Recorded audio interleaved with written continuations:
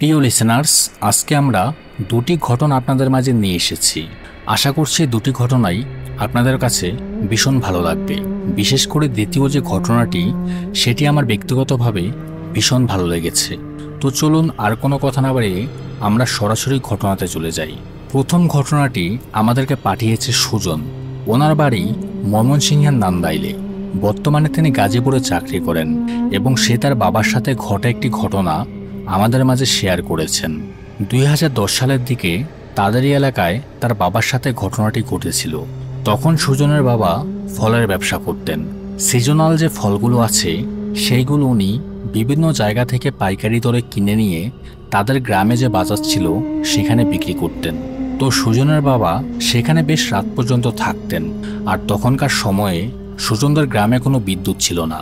তাকে প্রতিদিন রাতে সে বাজার থেকে প্রায় 3-4 কিলোমিটার পায়ে হেঁটে তার বাড়িতে যেতে হতো। রাত বাড়ার সাথে সাথেই বাজারের লোকজন খুব তাড়াতাড়ি কমে যায়, যেহেতু গ্রামের বাজার এবং যারা গ্রামে থাকে তারাই বিষয়গুলোর সাথে খুব ভালোভাবে পরিচিত। রাত 10টা-11টা বাজলে সেখানে কোনো মানুষই দেখা যেত না। সুজনের বাবার আবার একটু খেয়ালি মন ছিল। সেখানে সুজনের বাবা এবং আরও 2-4 জন তাদের দোকান একটু বেশি রাত পর্যন্ত খোলা রাখত। বেচা বিক্রি হবে এই আশায় না, তারা মূলত একে অপরের পরিচিত ছিলেন। বলতে পারেন একদম বন্ধুসুলভ সম্পর্ক ছিল তাদের মধ্যে। তো তারা অনেক রাত পর্যন্ত দোকান খোলা রেখে সেখানে সবাই বসে আড্ডা দিত এবং মাঝে মাঝে লুডোও খেলত।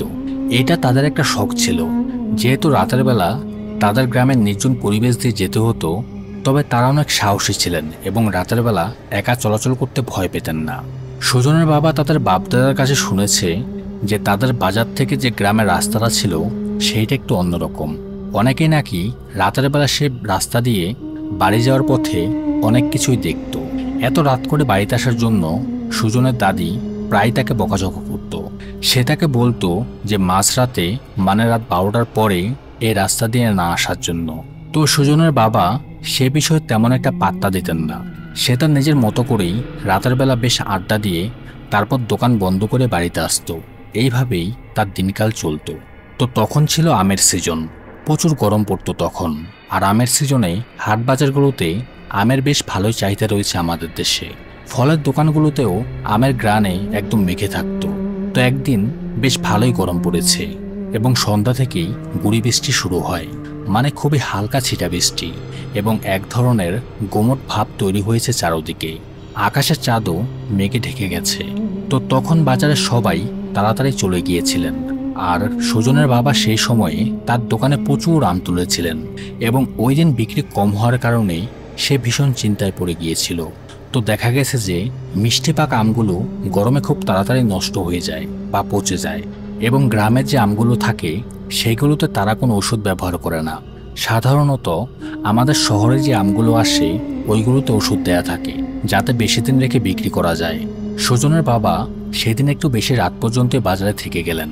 তো প্রতিদিন দেখা যায় তারা বিক্রি শেষ হয়ে যাওয়ার পরে সবকিছু গোছগাছ করে, এটা ওটা এদিক সেদিক রাখে। এইসব করতে করতে আরও প্রায় 1-1.5 ঘন্টা লেগে যায়।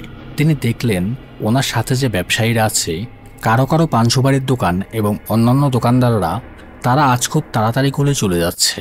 তো সুজনের বাবার দোকানের পাশের দোকানটা বড়সড় একটা পানের দোকান ছিল। তো সেই লোক দোকান বন্ধ করে নেমে গেছে এবং সে সুজনের বাবাকে জিজ্ঞেস করে, কী ব্যাপার, তুমি এখনো বসে রইছো কেন? সবকিছু গোছগাছ করো না কেন? রাত তো অনেক হইছে। তারপর তিনি বলেন, আজকে বেচা বিক্রি তেমন একটা ভালো হয় নাই। যে গরম পড়ছে আমগুলা নষ্ট হয়ে যাইব মনে হয়। তো ওই পানের দোকানদারকে তাকে বলে, এখন তো আর বাসও আসবো না, বাজারে তেমন লোকজনও নাই, সবাই চলে গেছে, আর বাইরেও গুড়ি গুড়ি বৃষ্টি পড়তেছে। আমি গেলে তো বাজারে আর কোনো মানুষও দেখতেছি না, তুমিও দোকান বন্ধ করে বাড়ি যাও। বাজারের 2-1 জন দোকানদার আবার তাদের দোকানে ঘুমাসতেন। তখন পানের দোকানদার সুজনের বাবাকে বললেন, ভাই একটু দাঁড়ান, আমি সব কিছু গুছাই নেই। তখন অনিচ্ছা থাকা সত্ত্বেও সে পানের দোকানদার তার জন্য দাঁড়ালেন। সুজনের বাবা একটা ব্যাগের মধ্যে তার বাড়ির জন্য কিছু আম নিলেন এবং সে পানের দোকানদারকেও একটা ব্যাগে কিছু আম দিয়ে দিলেন এবং তাকে বললেন, এই আমগুলো বাড়িতে নিয়ে সবাইকে দিয়েন। তারপর তিনি দোকানপাট দ্রুত বন্ধ করলেন এবং দোকান থেকে নেমে গেলেন। চারপাশে তখন মিটমিটে অন্ধকার। তার থেকে অনেক দূরে একটা আলো দেখা যাচ্ছে। যে দোকানে মানুষ ঘুমায় সেই আলোটাই উনি মূলত দেখতে পাচ্ছেন। এছাড়া কোথাও কিছুই দেখা যাচ্ছিল না। তারপর তার পাশে যে পানের দোকানদার ছিল, তার বাড়ি আবার অন্য রাস্তা দিয়ে যেতে হয়। সে তাকে বিদায় দিয়ে সেখান থেকে চলে যান। বাজারের দুপাশে ছিল সারি সারি দোকান। সুজনের বাবা তখন সেই দোকানগুলো পার হয়ে নেমে গিয়েছেন। তখন তার সামনে ইট বিছানো রাস্তা এবং এখনও সে গুড়ি গুড়ি বৃষ্টি পড়ছিল। সাথে ছিল ভ্যাপসা এক ধরনের গরম। সব মিলে গোমট একটা আবহাওয়া চারদিকে বিরাজ করছে। তিনি হেঁটে যাচ্ছিলেন এবং দেখা গেল কিছু ইটে পাড়া দিলে নিচ থেকে পানি বের হয়ে আসছে, মানে অস্বস্তিকর একটা অবস্থা। তিনি অনেকক্ষণ পর্যন্ত আলো পেয়েছিলেন, কারণ বাজারের পিছনেই সে লাইটের আলো অনেক দূর পর্যন্ত দেখা যাচ্ছিল। আবার পাশ দিয়েই রেল লাইন ছিল, সেখান থেকেও সামান্য আলো এদিকে আসছিল।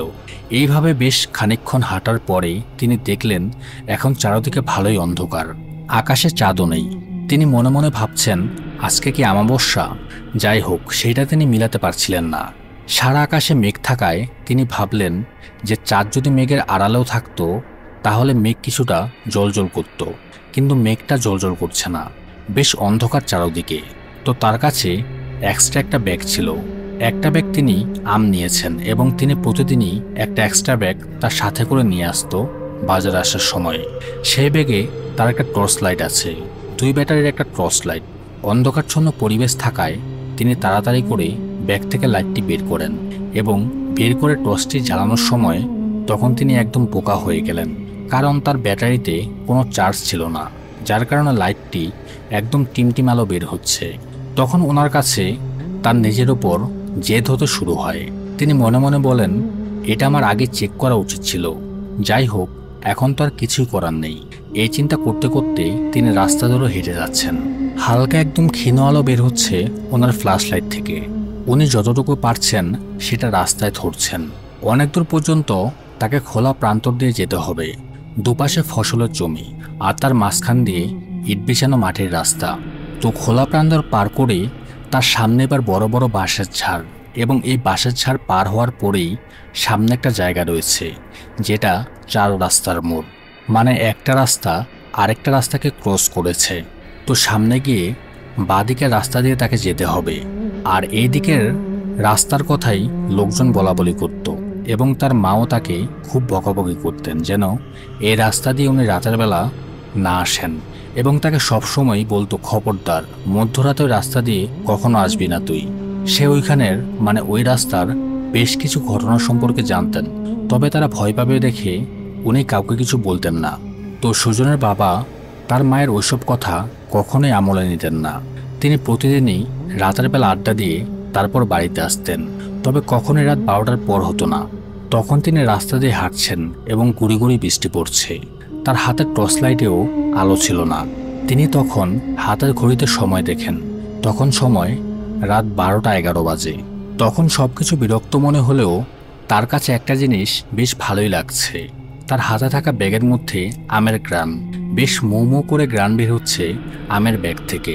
তখনও তিনি সে বাঁশঝাড়ের মধ্য দিয়ে হাঁটছেন। সামনের 4 রাস্তা পর্যন্ত আসতে আরও বেশ কিছুটা সময় লাগবে। বাঁশঝাড়ের দিকে তাকিয়ে উনি অনেক জোনাকি পোকা দেখেন। কিছু কিছু জায়গায় জোনাকি পোকাগুলো এত ঘন হয়ে উঠছিল যে তার কাছে মনে হয় সে পোকাগুলো মানুষের আকৃতি নিচ্ছে। তিনি ভাবলেন ভয় পাওয়ার জন্যই তার কাছে এসব মনে হচ্ছে।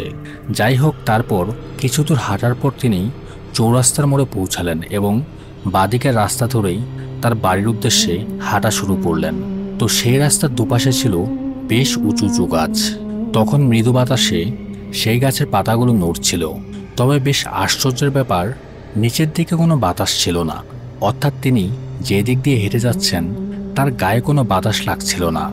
গরম একদম ঘেমে যাচ্ছেন তিনি। সামনের রাস্তাটা একটা খাল পাড় দিয়ে চলে গেছে। তিনি সে খালের কাছাকাছি চলে আসলেন। এর মাঝে ওনার লাইটের যে আলো ছিল সেটা আরও কমে গেছে। এতক্ষণ তিনি যতটুকুই দেখতে পেয়েছিলেন এখন সেটাও দেখা যাচ্ছে না।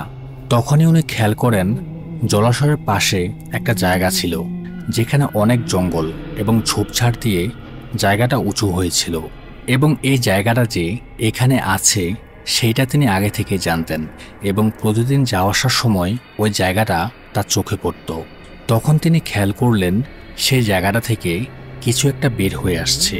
তো তো তার কাছে মনে হয়েছে গরু আকৃতির কিছু একটা সে জায়গা থেকে বের হয়ে আসলো। এইটা দেখার পরে তিনি একটু থতবত হয়ে গেলেন এবং মনে মনে বললেন, এইটা আসলে কি? এই জিনিসটা সেখান থেকে বের হয়ে একটা জায়গায় দাঁড়িয়ে আছে এবং মনে হচ্ছে তার চোখ দুটো একদম জ্বলজ্বল করছে। তারপর তার মনে হলো, না, এটা তো গরু না, এটা মনে হচ্ছে একটা ঘোড়া। কারণ জিনিসটা দেখতে ছিল অনেক উঁচু এবং অনেক ছটফটে টাইপের। তার জানা মতে এরকম ঘোড়া তাদের এলাকায় কারোরই ছিল না। যেসব ঘোড়া তাদের এলাকায় ছিল সেগুলো দেখতে অনেকটা ছোট ছিল। তবে অনেক আগে তাদের এখানকার জমিদার বাড়িতে এসব ঘোড়াগুলো দেখা যেত। ঘোড়াটা দেখতে সাদা রঙের এবং জিনিসটা পা দিয়ে খুর দিয়ে আস্তে আস্তে সামনে চলে আসছে। তখন তাদের মধ্যে দূরত্ব প্রায় 20 ফিটের মধ্যে চলে আসে। মানে তার থেকে 20 ফিটের মতো দূরে সে ঘোড়াটি আছে। ঘোড়াটি দেখে তিনি তার হাঁটার গতি কমিয়ে দিয়েছেন, কারণ সুজনের বাবা বুঝতে পারছিলেন না এই জিনিসটা ঘোড়া নাকি অন্য কিছু। তখন তিনি একটা জায়গায় দাঁড়িয়ে গেলেন, কারণ সামনে যেতে সে সাহস পাচ্ছিলেন না। সেই সময় সে ঘোড়াটি হুশ করে একটা আওয়াজ করে। বেশ কয়েকবার পর পর এমনভাবে ঘোড়াটি ডাকছিল, মনে হচ্ছিল সে ভীষণ রাগান্বিত। তিনি দেখলেন যে ঘোড়ার চোখ দুটো জ্বলছে। তারপর ঘোড়াটা খটখট করতে করতে রাস্তার একদম মাঝখানে চলে আসলো। মানে সামনের রাস্তাটি জুড়ে সে ঘোড়াটি দাঁড়িয়ে আছে। তখন সুজনের বাবা বুঝতে পারেন এটা আসলে কোনো স্বাভাবিক জিনিস না বা কোনো সাধারণ ঘোড়া না, খারাপ কিছু ঘোড়ার রূপ নিয়ে তার সামনে দাঁড়িয়ে আছে। তারপর ভয় পেয়ে তিনি দোয়া পড়তে শুরু করলেন। আর তার দোয়া পড়া দেখে ঘোড়াটি আরও বেশি রাগান্বিত হচ্ছে। সে তার পা উঁচু করে হুস হুস শব্দে তার মুখ দিয়ে করছে। মনে হচ্ছে ঘোড়াটি তার আরও সামনে আসতে চায়, তবে কোনো কারণে বাধার কারণে সে সামনে আসতে পারছিল না। তখন ঘোড়াটি জোরে জোরে ডাকতে শুরু করলো। তখন চারপাশে এমন বিকট আওয়াজ তৈরি হয়, সুজনের বাবার কাছে মনে হয় ভূমিকম্প হচ্ছে এবং মাটিও কাঁপছে। প্রচণ্ড ভয় পান তখন সে। তখন তিনি খেয়াল করলেন আকাশের মেঘ হালকা সরে গিয়ে চাঁদ বের হয়ে আসলো। এতক্ষণ ধরে তিনি মনে করেছিলেন আজকে অমাবস্যা, কিন্তু প্রকৃতপক্ষে আজকে অমাবস্যা ছিল না। তখন চাঁদের আলোতে একদম স্পষ্টভাবেই সে ঘোড়াটিকে দেখা যাচ্ছিল। একদম দুধ সাদা রঙের ঘোড়া ছিল সেটা।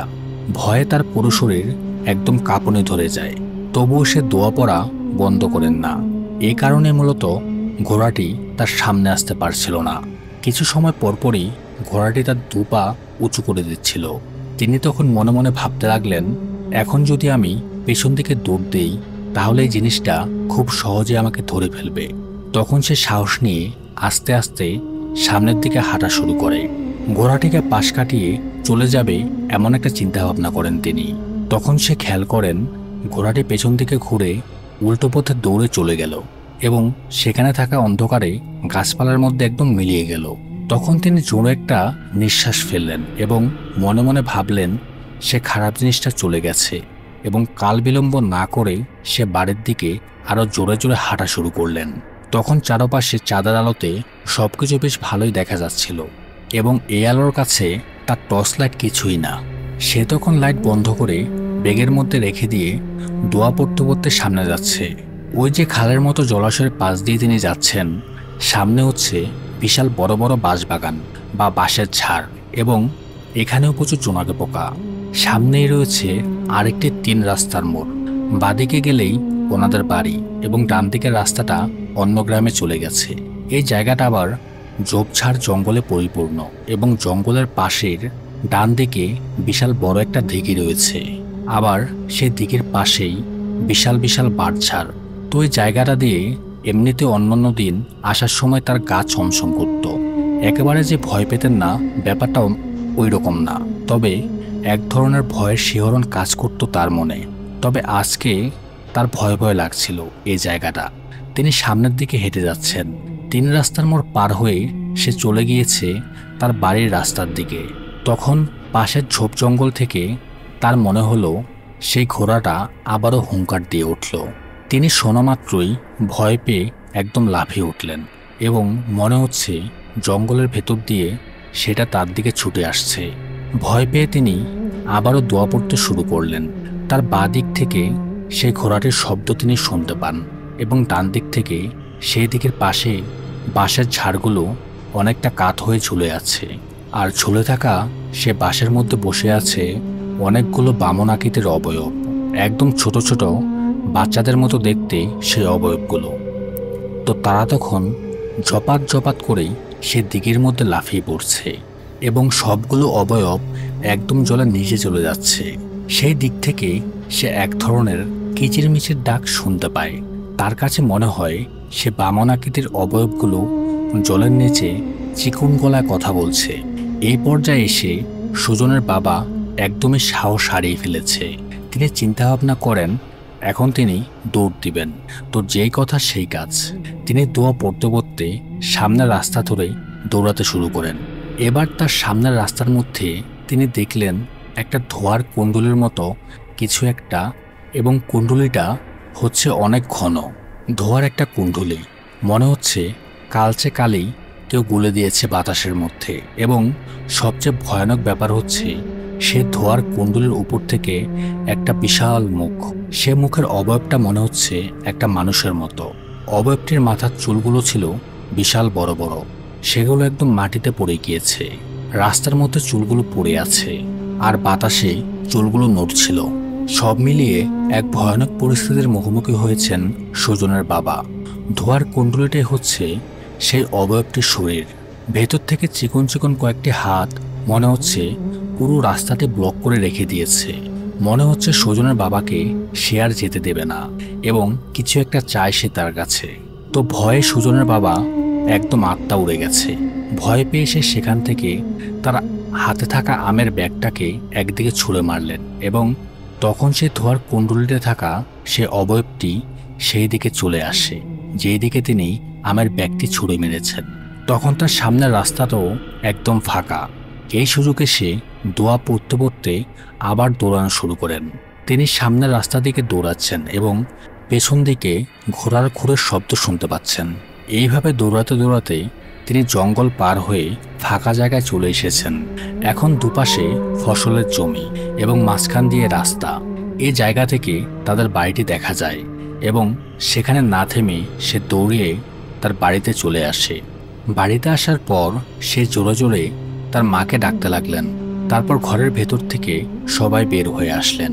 তার মা তাকে জিজ্ঞেস করে, কিরে এমন করছিস কেন? তারা তার এই অবস্থা দেখে প্রথমে ভেবেছিল হয়তো চোর ডাকাত তাকে তাড়া করেছে। তখন সুজনের বাবা সবাইকে সবকিছু খুলে বলেন।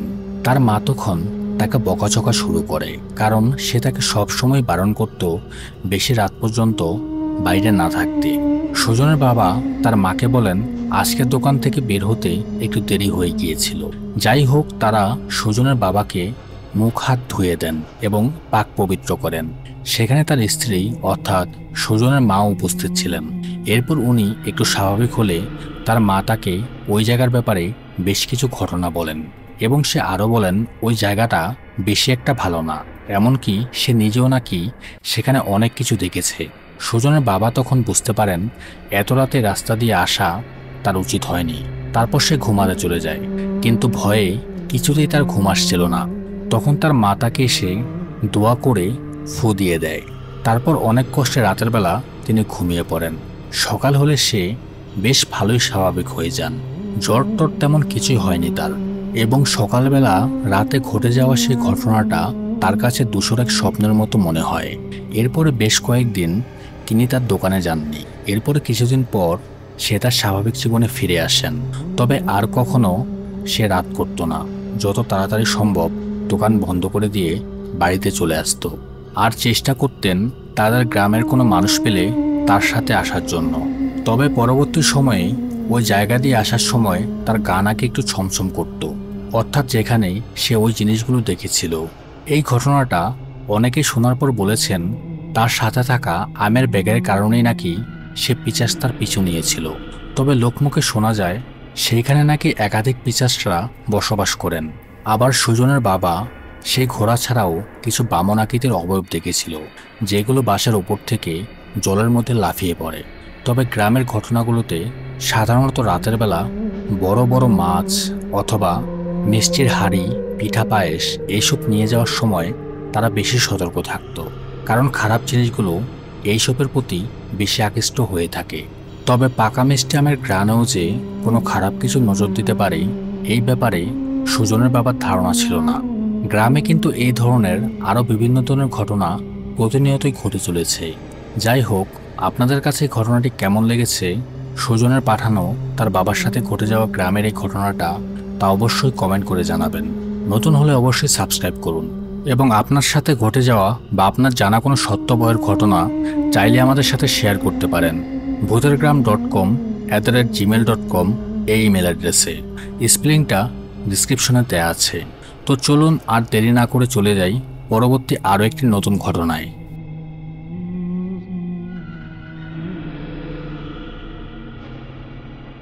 প্রিয় লিসেনার্স, আবারও স্বাগত জানাচ্ছি ভূতের গ্রাম থেকে এবং আপনাদের জন্য নিয়ে এসেছি আরও একটি চমৎকার ঘটনা। এই ঘটনাটি পাঠিয়েছে তারেক হোসেন কুয়েত থেকে এবং এই ঘটনাটি ওনারই নিজের সাথে ঘটে গিয়েছিল প্রায় বছরখানেক আগে এবং তিনি আমাকে অনুরোধ করেছেন আমি যেন এই ঘটনাটি আমার মতো করেই আপনাদের মাঝে শেয়ার করি।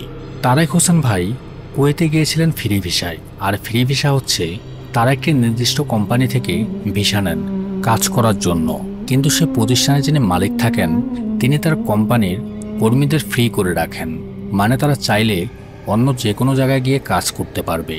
তো তারেক হোসেন ভাই কুয়েতে গিয়ে ফ্রি ভিসায় কাজ করছিলেন। তো সেই সময়ে সেখানে কাজের খুব সংকট ছিল। বিভিন্ন মানুষের সাথে যোগাযোগ করেও তিনি কোনো কাজের জোগাড় করতে পারছিলেন না, যে কারণে বাড়িতে টাকা পাঠানো তো দূরের কথা, সে কিভাবে নিজের খরচ তুলবেন এটা ভেবেই তারেক হোসেন ভাই চিন্তায় পড়ে গিয়েছিল। এই সমস্যায় পড়ে তিনি সেখানে তারেক বন্ধুর কাছে আশ্রয় নেন। এরপর কয়েকদিন সে বন্ধুর কাছে থেকে ভালোই সময় পার করছিল, কিন্তু কয়েকদিন পরেই তার বন্ধু তার সাথে অন্যরকম এক আচরণ করা শুরু করলো। তিনি আসলে তারেক ভাই সেখানে থাকাটা একদমই পছন্দ করছিলেন না। তবুও তারেক ভাই নিজেকে মানিয়ে নেওয়ার চেষ্টা করেন, যেহেতু এখন তার কিছুই করার নেই। কিন্তু তার বন্ধু আরও বেশি তার সাথে খারাপ ব্যবহার শুরু করে। তো এসব কিছু তারেক ভাই সহ্য হচ্ছিল না। তাই একদিন দুপুরবেলা সে তার বন্ধুর সাথে ঝগড়া করে তার রুম থেকে বের হয়ে চলে যায়। মেজাজ খারাপ থাকায় তিনি কিছু খেয়াল করেন না এবং রাস্তা বরাবর হেঁটেই চলছেন। তিনি যে রাস্তা দিয়ে হেঁটে যাচ্ছেন সেখানে কেউ তাকে দেখলেও সাহায্য করার মতো কেউ নেই। মনে কষ্ট নিয়ে উনি এই এরিয়া পার হয়ে সোজা রাস্তা ধরে হাঁটতে শুরু করেন। হেঁটে হেঁটে প্রায় অনেকটা দূরে তিনি চলে এসেছেন এবং তিনি চিন্তা করতে পারছেন না এখন তিনি কি করবেন। এই পরিস্থিতিতে আসলে তার কি করা উচিত। একটা সময় সে চিন্তা করলো যে রাস্তা ধরেই সোজা হাঁটতে থাকি, সামনে যদি কোনো পেট্রোল পাম্প পেয়ে যাই সেখানে গিয়ে একটু বিশ্রাম নেব। আর তিনি আরও চিন্তা করেন যেহেতু মধ্যপ্রাচ্যের সব জায়গায় বাঙালিদের দেখা পাওয়া যায়, তো পেট্রোল পাম্পে তিনি এমন কাউকে পেলেই তাকে তিনি একটা চাকরির জন্য অনুরোধ করবে। তো সে হেঁটে যাচ্ছেন, কিন্তু কাছাকাছি কোনো গ্যাস স্টেশন সে দেখতে পাচ্ছিলেন না। এইভাবে হাঁটতে হাঁটতে উনি বেশ ক্লান্ত হয়ে পড়েন। তখনই সে দূরে রাস্তার পাশেই কিছু একটা দেখতে পান। রাস্তা ধরে হাঁটতে হাঁটতে সেই দিকে যেতে থাকেন তারেক ভাই এবং কাছাকাছি আসতে উনি দেখতে পান একটা গ্যাস স্টেশন, কিন্তু সেখানে বাংলাদেশি বা বাংলাদেশের আশেপাশের কোনো দেশের মানুষই ছিল না। ওইখানে আরব রিজিয়নের লোকজনেরা গ্যাস স্টেশনটি চালাতো। তিনি সেখানে গিয়ে তাদের জিজ্ঞেস করলেন এখানে কোনো কাজ আছে কিনা। তো সেখানের লোকজন তাকে না করে দেয়। সে পুরোপুরি আরবিতে কথা বলতে না পারলেও টুকটাক বলে চালিয়ে নিতে পারত। তারেক হোসেন ভাই তখন হতাশ হয়ে পাশে গিয়ে বসলেন। তখন সেখানে থাকা একজন লোক তাকে এসে জিজ্ঞেস করেন কি হয়েছে তোমার। তো সে আর তার সাথে কথা বলতে ইচ্ছা পোষণ করেন না। তিনি তার মতো মন খারাপ করেই বসে থাকলেন। তখন তিনি খেয়াল করলেন কুয়েতের স্থানীয় একজন ভদ্রলোক গাড়ি নিয়ে সে পেট্রোল পাম্পে এসেছেন এবং সে তার গাড়িতে তেল নিচ্ছেন। তখন তারেক ভাই তার কাছে গিয়ে তাকে অনুরোধ করেন যে আমাকে এমন কোথাও নামিয়ে দিন যেখানে আমার মতো বাঙালি লোকজন আছে। আমি এখানে এসে আটকা পড়ে গেছি, রাস্তাঘাট কিছুই চিনতে পারছি না। তো সেই লোকটা কিছুক্ষণ তার দিকে তাকিয়ে থাকে এবং বলল যে ঠিক আছে। তারপর তার তেল নেওয়া শেষ হলে লোকটা তারেক ভাইকে গাড়িতে উঠে বসতে বলেন। সে তখন গাড়িতে উঠে বসলেন। গাড়িতে যাওয়ার সময় লোকটা তাকে জিজ্ঞেস করে আপনি কি করেন। তখন তারেক ভাই তার সমস্যার কথা তাকে খুলে বলেন এবং তাকে সে এটাও বলেন এই মুহূর্তে তার একটা কাজের খুবই প্রয়োজন। লোকটা তখন তার কাছে জানতে চায়, আপনি কোথায় যাবেন? তারেক ভাই বলেন, আমি জানি না, তবে আমাদের বাঙালি লোকজন যেখানে আছে সেখানে আমাকে নামিয়ে দিলে আমি একটা কাজ খুঁজে নিতে পারবো। লোকটা তখন তাকে বলে, আপনি চাইলে আমি আপনাকে কাজ দিব। তো সে ভদ্রলোক কুয়েতি ভাষায় তার সাথে কথা বলছিল। তখন তারেক ভাইও রাজি হয়ে যায় এবং সে তাকে জিজ্ঞেস করে কি কাজ। লোকটা তখন বলে যে এখানে আমার ক্যাম্প আছে, আর কুয়েতে যখন শীতের সিজন আসে তখন যারা একটু ধনী মানুষ তখন তারা মরুভূমির মধ্যে তাঁবু তৈরি করে। তবে সে তাঁবুগুলো শুধু শীতকালের জন্য তৈরি করা হলেও সেগুলো খুবই মজবুতভাবে তৈরি করা হয়, যেখানে পুরুষ এবং মহিলাদের জন্য আলাদাভাবে তাঁবু থাকে এবং যারা কাজ করে তাদের জন্য আলাদা করে তাঁবু বানানো হয়। শীতকালের সময়ে তারা সে তাঁবুতে এসে আড্ডা দেয় এবং খাওয়া দাওয়া করে। বিকেলের পর থেকে গভীর রাত পর্যন্ত তারা সেখানে থাকে। যাই হোক, এই ধরনের একটা ক্যাম্প সেই লোকের ছিল। তখন লোকটা তারেক সাহেবকে নিয়ে মরুভূমির মাঝে ক্যাম্পে নিয়ে যায়। তখন প্রায় বিকেল হয়ে গেছে। সেখানে যাওয়ার পর তাকে সবকিছু বুঝিয়ে শুনিয়ে দেওয়া হয় এবং তাকে কত স্যালারি দেওয়া হবে সেটাও জানিয়ে দেওয়া হয়। তারপর লোকটা তাকে জিজ্ঞেস করে, তুমি যদি রাজি থাকো তাহলে এখানে থেকে যেতে পারো। তারেক ভাই সবকিছু ভেবেচিন্তে রাজি হয়ে যায়, কারণ সে অনেকদিন ধরে কাজ করছেন এবং কোথাও কাজ খুঁজে পাচ্ছিল না। আবার সে যদি অন্য কোথাও চলে যায় সে সেখানে গিয়ে কাকে খুঁজবে, আর কাউকে খুঁজে পেলেও যে সে তাকে যে কাজ দেবে এটার কোনো নিশ্চয়তা নেই। সবকিছু বিবেচনা করে সে এ কাজ করার সিদ্ধান্ত নেয়। ওই ভদ্রলোক তাকে সবকিছু বুঝিয়ে শুনিয়ে দেয়। তার কাজ মূলত তাঁবুগুলো পরিষ্কার পরিচ্ছন্ন রাখা, তারপর এখানে যে সকল গেস্টরা আসবে তাদের জন্য চা কফি বানানো এবং তাদের শেফ এখানে আসলে তাকে সাহায্য করা। বাসাবাড়িতে যা কিছু থাকে সেখানে প্রয়োজনীয় সব জিনিসপত্রই আছে, তেমন কষ্টের কোনো কাজ নেই। আর কাল এসে উনি ওনার জন্য খাবার দাবার ফ্রিজে রেখে যাবে। তারপরে লোকটা তার থাকার তাঁবুটা দেখিয়ে দেয় এবং তাকে সামান্য টাকা পয়সাও দিয়ে যায়। লোকটা তাকে বলে, এখানে তুমি কোথাও টাকা ব্যবহার করতে পারবে না, কারণ আশেপাশে কিছুই নেই। সামনে অনেক দূর হেঁটে গেলে গাড়ির রাস্তা, আর সামনেও বা আশেপাশে কোনো দোকানপাট কিছুই নেই। তবুও যদি ইমার্জেন্সি হয়, এ কারণে তিনি তারেক ভাইকে সামান্য কিছু টাকা পয়সা দিয়ে যান। লোকটা তাকে বলে যে কালকে এসে সে তাকে একটা মোবাইল ফোনও দিয়ে যাবে। তো মোটামুটিভাবে তারেক সাহেবের আর কোনো চিন্তা ছিল না। সে ভাবল আমার জন্য এটাই বেস্ট অপশন। লোকটা তখন তাকে বিদায় দিয়ে এখান থেকে চলে গেল। তারেক হোসেন ভাই মনে মনে ভীষণ খুশি ছিল, কারণ তার যে মালিক উনি ভীষণ ভালো মানুষ। তার কথাবার্তা, ব্যবহার, আচরণ সবকিছুই তার কাছে বেশ ভালো লেগেছে। তিনি তখন তাঁবুর চারপাশটা ঘুরে ঘুরে দেখছিলেন। তার কাছে একটা মোবাইল ফোন ছিল, কিন্তু সেটাতে কোনো ব্যালেন্স ছিল না। তবে সমস্যার ব্যাপার হলো আজকে তাঁবুর ফ্রিজে কোনো খাবার নেই। এখানে পাওয়ার সোর্সের জন্য একটি জেনারেটর রাখা হয়েছে। যেহেতু কোনো মানুষ নেই তাই খাবার না থাকাটাই স্বাভাবিক। তবে বিভিন্ন শুকনো খাবার রয়েছে, যেমন চিপস, বিস্কিট, এই ধরনের খাবার। তো তিনি ওইসব খাবার খেয়ে বিকেল পার করল। তখন তারেক সাহেব দেখতে পান যে সন্ধ্যা হয়ে এসেছে। তখন কিন্তু শীতকাল, চারদিকে ধীরে ধীরে ঠান্ডা নেমে আসছে। তার সাথে আর কোনো জামা কাপড় ছিল না, যা পরেছিলেন সেটাতে বেশ ঠান্ডা ঠান্ডা লাগছে। তখন তিনি সে তাঁবুর ভেতর থেকে একটি কম্বল গায়ে জড়িয়ে বাইরে বের হয়ে আসলেন এবং তিনি দেখলেন সূর্য একদম ডুবে যাচ্ছে। এক পাশের আকাশ একদম লালচে হয়ে গেছে। অসাধারণ এক সৌন্দর্য ছিল তখন। তার কাছে বেশ ভালোই লাগছে। একই সাথে তিনি এটাও ফিল করছেন যে এখানে তার আশেপাশে আর কোনো মানুষ নেই এবং বেশ দূরে দেখা যাচ্ছে বড় একটা পাথর, যেটা বালির মধ্যে কাত হয়ে পড়ে আছে। যাই হোক, এক সময় সূর্য ডুবে গেল। তখন সূর্যের আলো সে পাথরের মধ্যে পড়াতে একদম চকচক করছিল সে জায়গাটা। অনেক দূরে তাকিয়ে সে গাড়ির রাস্তাটা দেখতে পায়। তবে মনে হচ্ছে সন্ধ্যার পরে এ রাস্তা দিয়ে কোনো গাড়ি চলাচল করে না। তার যে মালিক উনি যাওয়ার আগে তাকে বেশ ভালোভাবে বলে গিয়েছিল রাতের বেলা যেন বাইরে ঘোরাঘুরি না করে এবং তার প্রয়োজনীয় জিনিসপত্র তাঁবুতে নিয়ে ভালোভাবে লক করে তারপর ঘুমানোর জন্য। আর যদি বেশ ঠান্ডা পড়ে তাহলে জেনারেটর চালু করে হিটার অন করতে। কিন্তু তাকে খুব ভালোভাবে সাবধান করে গিয়েছিল যে প্রয়োজন ছাড়া রাতের বেলা বাইরে বের না হওয়ার জন্য। তারপর রাতের বেলা তিনি অনেক কিছুই ভাবছেন। যে বন্ধুর রুম থেকে বের হয়ে এসেছেন এক কাপড়ে, এমনকি তার ব্যাগটাও সে বন্ধুর বাসায়। তারপর দেশের পরিবারের কথাও চিন্তা করছেন। তো এক ধরনের অস্বস্তি কাজ করছিল তার মধ্যে, কিছুতেই যেন ঘুম আসছিল না। তারপর সে চিন্তা করলো একটু তাঁবুর বাইরে যাই। যেই কথা সেই কাজ, সে জিপার খুলে তাঁবুর বাইরে চলে আসলেন। বাইরে বেশ শীতল ঠান্ডা বাতাস বইছিল, একদম স্নিগ্ধ একটা আবহাওয়া। চাঁদনি রাত, বাইরে মোটামুটি সব ভালোই দেখা যাচ্ছে। সে দূরে ওই পাথরটার দিকে তাকালেন। চাঁদের আলো পড়াতে সে পাথরটা আরো বেশি ঝলমল করছিল।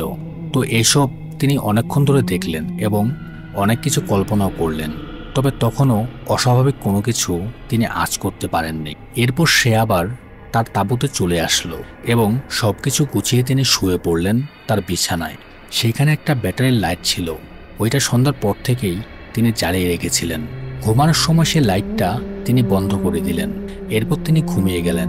রাতের বেলা ঘুমের মধ্যে তিনি অনুভব করলেন বাইরে থেকে কেউ একজন তাকে ডাকছে, তবে ভীষণ ক্লান্ত থাকায় তিনি সেটা ভালোভাবে শুনতে পাননি। পরদিন সকালবেলা ঘুম থেকে ওঠার পর তিনি ফ্রেশ হলেন। শীতের দিনে মরুভূমিতে তাপ বাড়তে কিছুটা সময় লাগে, তো সূর্যের তাপ বাড়ার আগে তিনি আশেপাশে হাঁটাহাঁটি করেন। একটু পরে ওনার যে মালিক, তিনি এখানে গাড়ি নিয়ে চলে আসলেন। সাথে করে সে অনেক পরিমাণের বাজার করে নিয়ে এসেছেন। তারপর তারা দুজনে মিলে অনেকক্ষণ ধরে গল্পগুজব এবং কথাবার্তা করলেন এবং তাকে এটাও বলে দেওয়া হয় যে আজকে বিকেলে তার গেস্টরা আসবে, তার সাথে তার মালিক তিনিও উপস্থিত থাকবেন। তারপর সন্ধ্যাবেলা তার বসের বন্ধুরা এখানে চলে আসে। তিনি সবার সাথে তারেক ভাইয়ের পরিচয় করিয়ে দেন এবং বলেন এটা আমাদের নতুন লোক। তখন তারেক সাহেবের বেশ ভালোই লাগছিল। তিনি আশেপাশে ঘোরাঘুরি করছেন এবং সবাই ভালোই খাওয়া দাওয়া, আড্ডা এবং গান বাজনা শুনছেন। রাত গভীর হলে তারা সবাই সেখান থেকে চলে যায়। তখন তার মালিক তাকে বিদায় জানায় এবং তাকে আবারও সাবধান থাকতে বলে। তিনি আরও বলে সে বেশ কয়েকদিন এখানে নাও আসতে পারে, কারণ তারা প্রতিদিন এখানে আসে না, মাঝে মাঝে গ্যাপও দেয়। যাওয়ার সময় তিনি তারেক ভাইকে আবারও সতর্ক করে বললেন যে রাতের বেলা বাইরে বের না হতে। তারেক ভাই এই বিষয়টা তেমন একটা আমলে নেন না। এখন তার চিন্তার কিছুই নেই, কারণ তার মালিক তাকে ফ্রিজ ভর্তি খাবার দাবার দিয়ে গেছে। প্রয়োজনীয় যা যা লাগবে সবকিছু এখানে আছে। ওই দিন রাতে তারা চলে যাওয়ার পর তারেক ভাই ভীষণ ক্লান্ত ছিলেন, যে কারণে রাতের খাওয়া দাওয়ার পর এক ঘুমেই তার সকাল হয়ে যায়। ওই দিন তার মালিক এখানে আসেনি। তারেক ভাই সারাদিন তাঁবুগুলো পরিষ্কার পরিচ্ছন্নর কাজ করেন। এইভাবে সারাটা দিন পার হয়ে যায়। রাতের বেলা তিনি শুয়ে ঘুমানোর চেষ্টা করছেন, কিন্তু কিছুতেই তার ঘুম আসছিল না। এইভাবে অনেকক্ষণ যাওয়ার পরে এক পর্যায়ে তিনি উঠে বসলেন। তিনি বুঝতে পারলেন তার ক্ষুধা লেগেছে, এই কারণে মূলত তিনি ঘুমাতে পারছিলেন না। তারেক ভাইয়ের তখন মুরগির মাংস দিয়ে ভাত খেতে ইচ্ছে করে। তো যেই কথা সেই কাজ, তিনি ফ্রিজ থেকে মুরগি বের করলেন এবং সেটাকে ভালোভাবে পরিষ্কার করে নিলেন। তারপর রান্নার প্রস্তুতি নিলেন। তিনি তাঁবুর বাইরে একটা চুলা রেডি করলেন। এখানে তার বসের একটা কুকার ছিল। তিনি মুরগিগুলো কেটে ভালোভাবে ধোয়ার পর সেটাতে মশলা মাখালেন। তারপর সবকিছু দিয়ে মাংস কুকারে বসিয়ে দিলেন। সাথে তিনি ভাতও রান্না করেছেন। তারেক ভাই ভীষণ খুশি ছিল। তার মালিক তাকে আজকে একটা মোবাইল দিয়েছে। সে বসে বসে ইন্টারনেটে ভিডিও দেখছে। রান্না শেষ হতে হতে প্রায় গভীর রাত হয়ে গেছে। উনি চিন্তা করলেন যে বাইরে খাওয়া দাওয়া না করে বরং তাঁবুতে গিয়ে খাই। তারপর তিনি তরকারি এবং ভাত তার তাঁবুতে নিয়ে গেলেন। এরপর বাইরে এসে তিনি সবকিছু গোছগাছ করলেন। চুলা, কুকার সবকিছু পরিষ্কার করলেন। এরপর সব কাজ শেষে উনি তাঁবুতে চলে গেলেন। ভেতরে গিয়ে উনি ওনার লাইটটাকে ফুল পাওয়ারে দেন। এরপর যখনই উনি খাবারের কাছে গেলেন, ভাত এবং তরকারি ঢাকনা খোলার পর উনি দেখতে পান সেগুলো একদম খালি। সেখানে কোনো খাবার ছিল না। মাংস তো দূরে থাক, মনে হচ্ছে মশলা সহ একদম কাচিয়ে নিয়ে গেছে এবং তার যে ভাত রাখা ছিল সেখানে একটাও ভাত নেই। এই দৃশ্য দেখার পর তারেক ভাই একদম থতবত খেয়ে গেলেন। তিনি মনে মনে ভাবতে লাগলেন তার এই খাবারগুলো এই জনশূন্য মরুভূমিতে কে নিয়ে যাবে। এত কষ্ট করে মুরগির মাংস ভাত রান্না করেছেন, অথচ কিছুই নেই। তখন তারেক ভাইয়ের প্রচণ্ড রাগ হয়। একে তো পেটের মধ্যে ক্ষুধার জ্বালা, ক্ষুধা একদম পেট চোচো করছে। তিনি ভাবতেও পারছেন না এসব কে নিয়ে যেতে পারে। তখন তিনি তাঁবু থেকে বাইরে বের হয়ে আসলেন এবং আশেপাশে ঘুরে ঘুরে দেখতে লাগলেন। কিন্তু চারদিকে ধুধু মরুভূমি। চাঁদের আলোতে পরিষ্কার দেখা যাচ্ছে হেঁটে হেঁটে তিনি প্রায় অনেকটা দূরে চলে এসেছেন। তখন আবার ভাবতে লাগলেন যে না থাক, তাঁবুতে ফিরে যাই। আর যদি কেউ খাবারগুলো নিয়েও গিয়ে থাকে, জায়গাটা কি তিনি কিছুই বুঝতে পারলেন না। এসব ভাবতে ভাবতেই তিনি তাঁবুতে ফিরে আসলেন। ক্ষুধায় তখন তার পেট একদম চোচো করছে। তখন সেখানে পাউরুটি আর বিস্কিট খেয়ে তিনি তার ক্ষুধা নিবারণ করেন। এরপরে তিনি এক প্রকার মন খারাপ করে শুয়ে পড়লেন। এসব নিয়ে তিনি চিন্তা করতে করতে এক সময় তার ঘুম চলে আসে। তার চোখ লেগে আসার এক পর্যায়ে এক ধরনের গড়গড় শব্দে তার ঘুম ভেঙে গেল। তার কাছে মনে হলো কুকুর জাতীয় কিছু একটা তাঁবুর বাইরে থেকে এক ধরনের শব্দ করছে। তিনি বিছানা থেকে উঠে বসলেন এবং তাঁবুর লাইট অন করেন। সেখানে তাঁবুগুলো ছিল মূলত প্লাস্টিক জাতীয় কিছু একটা দিয়ে তৈরি, কিন্তু খুবই ভালো মানের ম্যাটেরিয়ালস দিয়ে। তো তাঁবুর ভেতর থেকে বাইরের চাঁদের আলোতে তিনি দেখতে পান একটা না, বেশ কয়েকটি অবয়ব বসে আছে। তখন তিনি চিন্তা করলেন হয়তো এটা কোনো কুকুরের পাল।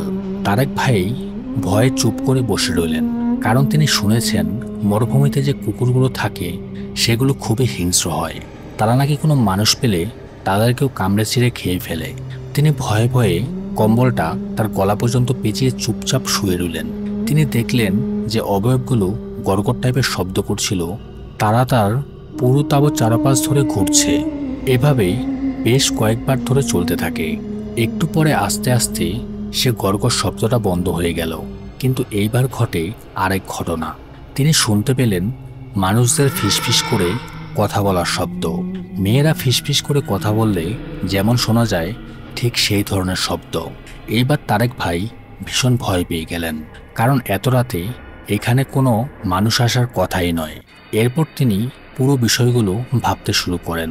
একে তো অদ্ভুতভাবে তার রান্না করা খাবারগুলো গায়েব হয়ে গিয়েছিল, তার উপর এখন আবার এই জনশূন্য মরুভূমিতে তিনি ফিসফিস করে কথা বলার শব্দ শুনতে পাচ্ছেন। তবে এর আগে তিনি অনেকের মুখে শুনেছেন যে মরুভূমিতে অস্বাভাবিক জিনিসগুলোর অস্তিত্ব রয়েছে।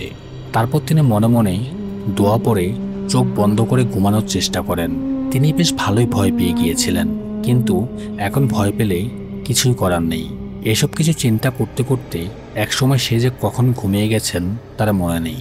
সকালবেলা ঘুম ভাঙলে তিনি উঠে ফ্রেশ হন এবং তিনি তাঁবুর বাইরের চারপাশটা দেখেন যে কোনো পায়ের ছাপ আছে কিনা। কিন্তু অনেকক্ষণ খোঁজাখুঁজির পরেও তিনি সেখানে কোনো মানুষ বা কুকুর কারোরই কোনো পায়ের ছাপ পেলেন না। ব্যাপারটা বেশ অদ্ভুত লাগতে শুরু করলো তার কাছে। তিনি মনে মনে বুঝতে পারলেন এটা হয়তো স্বাভাবিক কোনো জিনিস ছিল না। এইভাবেই তার সারাটা দিন কেটে যায়। এরপর সন্ধ্যা হলে সে তার রাতের খাবার তৈরি করেন, কিন্তু এবার সব কিছু সে তাঁবুর ভেতরেই করলেন। এবার সে আর কোনো দেরি করলেন না এবং রান্না হওয়ার সাথে সাথেই উনি খেয়ে নিলেন। গতবার যেমন উনি রান্না করে রেখে দিয়েছিলেন এবং সে ভেবেছিলেন সব কিছু গুছিয়ে তারপর খাবেন, কিন্তু পরবর্তীতে সব কিছু উধাও হয়ে গিয়েছিল। এইবার সে এই ভুল করেন না। রান্না হওয়ার সাথে সাথেই উনি রাতের খাবার খেয়ে নেন। তারপর এসব চিন্তা মাথা থেকে বাদ দিয়ে ঘুমাতে চলে যান। একটা সময় উনি ঘুমিয়েও যান, কিন্তু গভীর রাতে আবারও সেই গড়গড় শব্দে তার ঘুম ভেঙে যায়। তবে আজকে তারেক ভাই মেয়েদের হাসির শব্দ শুনতে পায়। বিষয়টা তার কাছে আরও বেশি অস্বাভাবিক লাগতে শুরু করে। তিনি যে অনেক বেশি ভয় পেয়ে গেছেন বিষয়টা এমন না। এইসব শব্দগুলো কখনো ফিসফিস করে কথা বলা, আবার কখনো মেয়েদের গলার হাসি জনশূন্যহীন এই মরুভূমিতে আসবে কোত্থেকে। তখন তার হঠাৎ মনে হলো যে তার বস তার বিবিকে নিয়ে হয়তো এখানে এসেছেন। এই বিশ্বাস নিয়ে উনি ধীরে ধীরে তাঁবুর পাশে জানালার দিকে এগিয়ে গেলেন। তাঁবুর জানালাগুলো মূলত জিপার অর্থাৎ চেইন সিস্টেম থাকে। তো তারেক ভাই তখন জানালা খুলে বাইরে তাকালেন। তাকিয়ে দেখলেন যে না, কোথাও কোনো আলো নেই। এখানে তার বস আসলে অবশ্যই লাইট অন করত এবং তার গাড়িও দেখা যাচ্ছে না। তার বসের যে তাঁবু রয়েছে সেখানে কোনো আলো নেই। আকাশের চাঁদ মেঘে ঢেকে যাওয়ার কারণে চারপাশে তখন অন্ধকারচ্ছন্ন পরিবেশ বিরাজ করছিল। কিন্তু এবার তারেক ভাই একটা অদ্ভুত ব্যাপার লক্ষ্য করেন। মেয়েদের তাঁবু থেকে একটু দূরে মনে হলো তিনটা ছায়ার মতো উঁচু উঁচু অবয়ব ওই দিক দিয়ে যাচ্ছে। এটাই তার কাছে মনে হয়। এই দৃশ্য দেখার পর তারেক ভাই ভীষণ ভয় পেয়ে গেলেন। তবে তিনি তাড়াহুড়া না করে একদম আস্তে আস্তে জানালা বন্ধ করে নিচু হয়ে সেখান থেকে চলে আসলেন। তিনি সোজা তার বিছানায় এসে শুয়ে পড়লেন। চোখ বন্ধ করলেই সে দৃশ্য তার চোখে ভেসে ওঠে। তিনি চিন্তা করলেন, এটা কি দেখলাম। তিনি ভয় পেয়ে দোয়া পড়া শুরু করলেন। দোয়া পড়তে পড়তে উনি যে কখন ঘুমিয়ে গেছেন সেটা তার খেয়াল নেই। একদম ভোর রাত অর্থাৎ শেষ রাতের দিকে তার ঘুমটা একদম পাতলা হয়ে যায়। মানে তার ঘুম ভেঙে যাচ্ছে এরকম একটা অবস্থা। তার কাছে মনে হচ্ছে তাঁবুর ভেতরে কোনো মানুষ আছে এবং তারা কথা বলছে নারী কণ্ঠের, মানে খুবই দুর্ভেদ্য আরবি ভাষার কথা। এরকম শব্দ তার কানে আসছিল। মেয়েদের গলা হলেও কণ্ঠস্বর খুবই মোটা এবং ভারী প্রকৃতির। এরকম একাধিক নারী একসাথে বসে কথাবার্তা বলছিল, আর সেই শব্দই তারেক ভাই শুনতে পেয়েছিলেন। তার কাছে মনে হচ্ছিল তার পায়ের বেশ কিছুটা দূরে বসে তারা আরবি ভাষায় কথা বলছে। এক ধরনের সুগন্ধি ঘ্রাণে তার তাঁবু একদম মম করছে। তখন তিনি পুরোপুরি জেগে গিয়েছিল এবং প্রচণ্ড ভয় পাচ্ছিল। তারেক ভাই এমন একটা ভান করে আছেন যে তিনি একদম বিভোর ঘুমে, কিন্তু মনে মনে তিনি ভীষণ ভয় পাচ্ছেন। ওই সময় তার জল বিয়োগ করার প্রয়োজন হয়, কিন্তু তবুও তিনি চেপে শুয়ে থাকেন। এইভাবে শুয়ে থাকতে থাকতে তিনি ঘুমিয়ে গেলেন। পরদিন সকালে তার ঘুম ভাঙলে তিনি বুঝতে পারছিলেন না রাতে কিনা দুঃস্বপ্ন দেখেছেন, নাকি সবকিছুই মনের ভুল, নাকি আসলেই কিছু একটা এখানে আছে। আবার তার যে মালিক তিনিও রাতের বেলা তাকে বাইরে বের হতে নিষেধ করেছেন কেন। সবকিছু ভেবেচিন্তে তিনি যে এখান থেকে চলে যাবেন সেটাও করতে পারছিলেন না, কারণ এত কষ্টের পরে তিনি একটা চাকরি পেয়েছেন, এটাকে তিনি কোনোভাবেই হারাতে চান না। আবার মনে মনে ভাবতে থাকেন সবকিছুই তার মনের ভুল হতে পারে। এইসব ভাবতে ভাবতেই তার সারাটা দিন কেটে যায়। সূর্য ডোবার পর থেকেই আজ এখানে শুরু হয় প্রচণ্ড ঝড়ো বাতাস। সবকিছু মনে হচ্ছে একদম উড়িয়ে নিয়ে চলে যাচ্ছে। চারদিকে বালি দিয়ে মাখামাখি, সবকিছু মিলিয়ে একদম নাজেহাল অবস্থা। তিনি তাঁবুর সামনে রোদের তাপ থেকে রক্ষা পেতে একটি কাপড় টানিয়ে রেখেছিল। চাঁদিনা টাইপের কাপড় এগুলোকে বলা হয়। তো বাতাস সেটাকে উড়িয়ে নিয়ে যাচ্ছে। তখন তার বস তাকে ফোন করেন এবং ফোন দিয়ে বলেন যে মরুভূমিতে প্রচণ্ড ঝড় আসছে, তাই তাকে সবকিছু বাইরের জিনিসগুলো গুছিয়ে নিয়ে তাঁবুতে নিয়ে যেতে বলে এবং তাঁবু লক করে তাকে তাঁবুর ভেতরে থাকতে বলে। তারেক ভাই তখন তার বসকে বলতে যাচ্ছিলেন যে এখানে তিনি অনেক ভয় পেয়েছেন আর তিনি এখানে আর থাকতে যাচ্ছেন না, কিন্তু কি আবার মনে করে তিনি তাকে কিছুই বললেন না।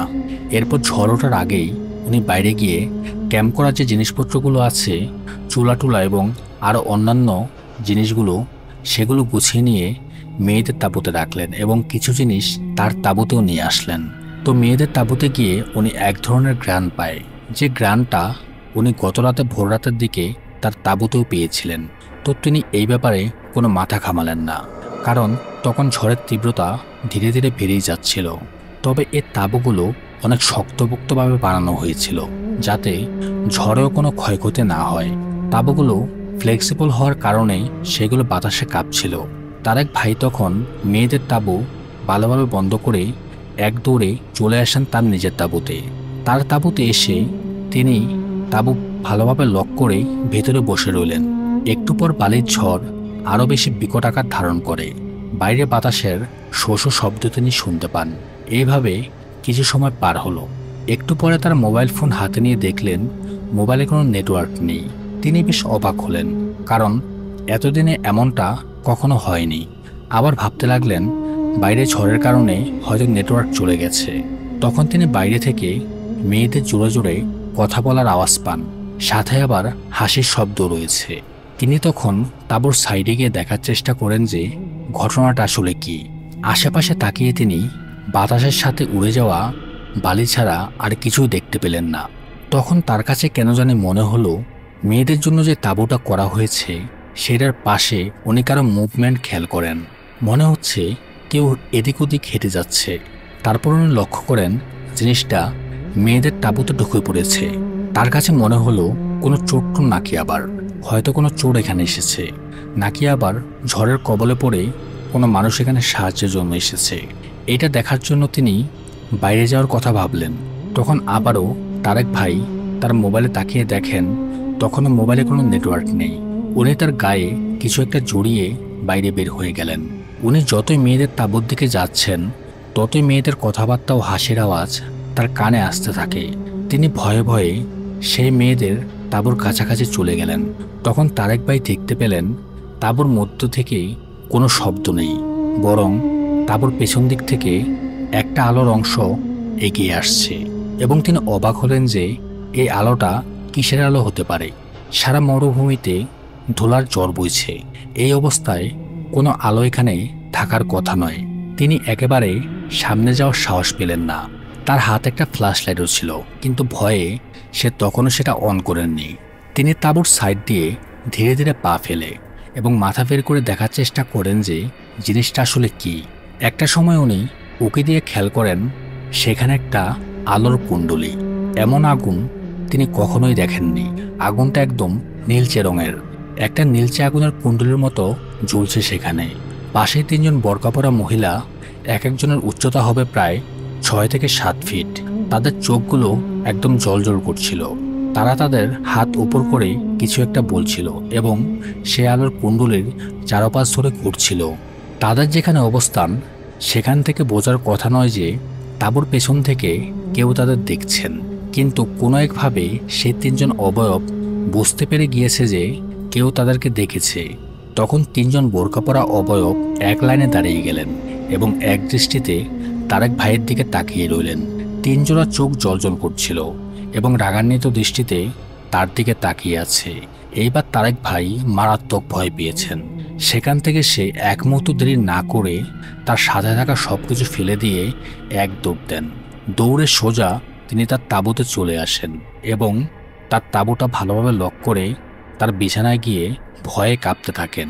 খানিকক্ষণ বাদে তার কাছে মনে হলো কিছু একটা তার তাঁবুর চারপাশ ধরে ঘুরছে, যেমনটা আগেও ঘুরেছে। সাথে বেশ মোটা মেয়েলি গলার কারো সাথে কথা বলার শব্দ তার কানে ভেসে আসে। এমন অদ্ভুত ভাষা তিনি আগে কখনোই শুনেননি। এটাকে প্রাচীন কোনো আরবি ভাষা নাকি অন্য কোনো ভাষা তিনি বুঝতে পারছিলেন না। কিছুক্ষণ পরে তার মনে হলো তার তাঁবুর চারপাশ ধরে তারা নখ দিয়ে আশ্রিয়ে যাচ্ছে। তারেক ভাই ভয়ে একদম চুপসে গেছেন। তার যে কোনো সেন্স আছে এটাই অনেক বেশি। তিনি কম্বল মুড়ি দিয়ে শুয়ে রইলেন। বাচ্চারা ভয় পেলে যেমনভাবে কম্বলের নিচে শুয়ে থাকে উনিও সেইভাবেই কম্বলের নিচে শুয়ে আছেন। ভয়ে তার শরীর প্রচণ্ড কাঁপছিল। তিনি তখন দোয়া পড়া শুরু করলেন। এক সময় ধীরে ধীরে ঝড় কমতে শুরু করলো। সাথে তার কানে আসা সেই অস্বাভাবিক শব্দগুলো থেমে যায়। তিনি তখন ভয়ে গায়ের কম্বলটা সরিয়ে উঠে দাঁড়ালেন। ঝড় কমে যাওয়াতে তার ফোনে নেটওয়ার্ক চলে এসেছে। তখন প্রায় ফজরের সময় হয়ে এসেছে। উনি তখন পানি নিয়ে তাঁবুর এক পাশে গিয়ে উঁচু করলেন। তারপর তাঁবুতেই তিনি ফজরের নামাজ পড়লেন। নামাজ পড়ার পর তারেক ভাই তার তাঁবুর পাশে গিয়ে বসে রইলেন। তিনি সূর্য ওঠার অপেক্ষা করছেন। ভয়ে তার শরীর একদম অবশ হয়ে গিয়েছে। কিছুক্ষণ পর সূর্য উঠলে তারেক ভাই বাইরে বের হয়ে আসেন। তবে তখন সেখানে সবকিছু একদম ঠিকঠাক ছিল। তারপর কিছুক্ষণ পরে উনি ওনার বসকে ফোন করেন। ওনার বস ওনাকে জিজ্ঞেস করেন সবকিছু ঠিকঠাক আছে কিনা। ঝড়ের কারণে নেটওয়ার্ক না থাকায় কালকে তার বস অনেকবার ফোন দিয়েও তাকে পাননি। তারেক ভাই তখন বলেন যে না, সবকিছু ঠিকঠাকই আছে, তবে আপনার সাথে আমার কিছু কথা ছিল। তার বস তাকে জিজ্ঞেস করে কি কথা। তারেক ভাই তখন বলেন ফোনে না, আপনি আসলে তারপর বলবো। আপনি আজকে একটু আসেন কষ্ট করে। কথাবার্তার পর তিনি ফোন রেখে দিলেন। দুপুরের পর তার বস গাড়ি নিয়ে ঠিকই এখানে চলে আসে। তার বস এখানে আসলে তারেক ভাই তাকে সবকিছু খুলে বলেন এবং কালকে রাতের ঝড়ের সময় উনি কী কী ফেস করেছেন সেগুলো বলেন। এরপর সবশেষে বলেন আমি আর এখানে থাকতে পারবো না, আমি চলে যেতে যাচ্ছি, আপনি আমাকে মাফ করেন। তার বস তার কথাগুলো বিশ্বাস করলেন।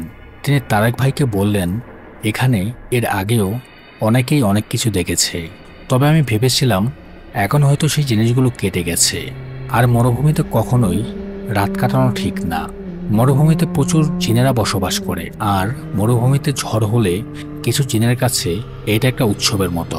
আমি এখানে কেয়ারটেকার নিয়ে আসি, তারপর আমরা আড্ডা খাওয়া দাওয়া করে এখান থেকে চলে যাই। আমরা কখনোই রাতের বেলা এখানে থাকি না। তবে তোমার জরুরি চাকরির দরকার হওয়ার কারণে এই কাজটা তোমাকে দিয়েছিলাম। যাই হোক, তুমি চাইলে আজকে এখান থেকে চলে যেতে পারো, আমার কোনো আপত্তি নেই। তোমাকে এই মাসের বেতন আমি দিয়ে দেব।